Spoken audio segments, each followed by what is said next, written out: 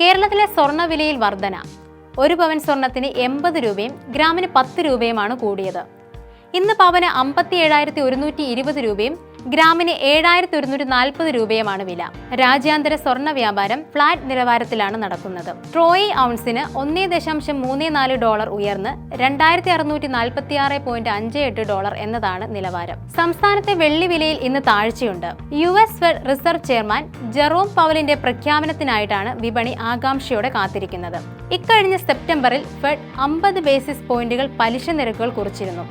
ഇതേ തുടർന്ന് സ്വർണ്ണവിലയിൽ വലിയ കുതിപ്പുണ്ടായി. ഡിസംബർ മധ്യത്തോടെ നടക്കുന്ന ഫെഡ് യോഗത്തിലും പലിശ കുറയ്ക്കുമെന്ന കണക്കുകൂട്ടലാണ് ഉണ്ടായിരുന്നത്.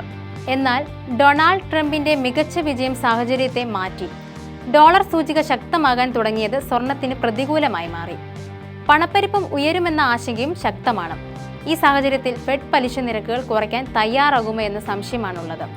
25 ബേസിസ് പോയിന്റുകളെങ്കിലും പലിശ കുറയ്ക്കാനുള്ള സാധ്യതകൾ നിലനിൽക്കുന്നതായി വിപണി നിരീക്ഷകർ ചൂണ്ടിക്കാട്ടുന്നു. നിലവിൽ റഷ്യ-യുക്രൈൻ സംഘർഷം നിലനിൽക്കുന്നതും സ്വർണത്തിന് താഴെ നിലകളിൽ നിന്ന് ഡിമാൻഡ് വർദ്ധിപ്പിക്കുന്നുമുണ്ട്. അനിശ്ചിതമായ ആഗോള സാഹചര്യത്തിൽ സ്വർണ്ണവിലയിൽ ചാഞ്ചാട്ടത്തിന് കാരണമാകുന്നു. ഈ മാസത്തെ ഉയർന്ന നിരക്കിലേക്ക് സ്വർണം എത്തിയത് 1-ാം തീയതിയാണ്. US ബോണ്ട് വരുമാനത്തിൽ നിന്നടക്കം വൻകിട നിക്ഷേപകർ സ്വർണത്തിലേക്ക് തിരിയുമെന്നതാണ് പ്രധാന കാരണം. രാജ്യാന്തര തലത്തിലെ വില വർധന കേരളം അടക്കമുള്ള ആഭ്യന്തര വിപണികളിലും പ്രതിഫലിക്കുകയാണ് ചെയ്യുക.